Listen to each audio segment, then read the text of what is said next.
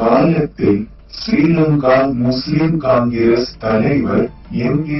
அஷ்ரப் பௌத்த பன்சலைக்கு போர்த்தட்டு ஏந்திச் சென்றதை பகிரங்கமாக கண்டித்த அகில இலங்கை ஜம்மியத்துல் உலமா இப்போதைய ஸ்ரீலங்கா முஸ்லிம் காங்கிரஸ் தலைவர் ரவூப் ஹக்கீம் பகிரங்கமாக ஒரு நடிகையை கட்டிப்பிடித்து கொஞ்சுவதை கண்டிக்காமல் மௌனமாக இருப்பது ஏன் என மூத்த உலமாவும் உலமா கட்சி தலைவருமான முபாரக் அப்துல் மஜீத் கேள்வி எழுப்பியுள்ளார்.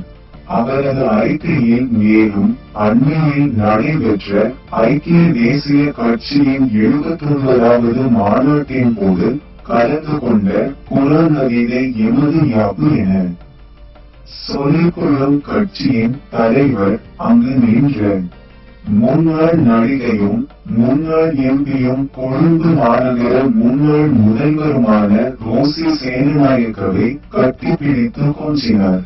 பல மூத்த மாற்றுமத அரசியல்வாதிகள் எவருமே செய்யாத இச்செயலை ரவூப் ஹக்கீம் விழுந்தடித்து காணாததை கண்டது போன்று கட்டிப்பிடித்தார்.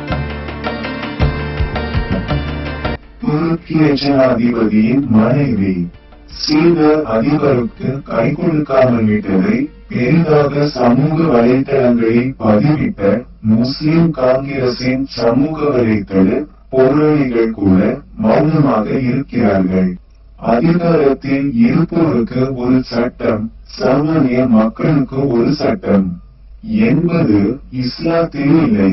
ஆகவே ரவூப் ஹக்கீமின் இத்தகைய அசிங்கமான செயலை அகில இலங்கை ஜம்மியத்துல் உலமா கண்டிக்க முன்வர வேண்டும்.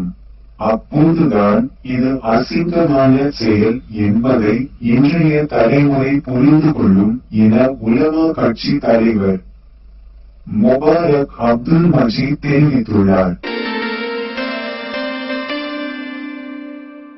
இந்த செய்தியை வாசித்தவர் எங்கட ஊரு ஆலிம் ஷா. ஒலிப்பதிவு அல்ஹாஜ் பக்கீர்தீன் சேர். ஒழுங்கமைப்பு அஹமத் சரீப். நான் கிந்துட்டை பர்ஜுமா டீச்சர். தயாரிப்பு கிந்துட்டை கிரியேஷன்ஸ்.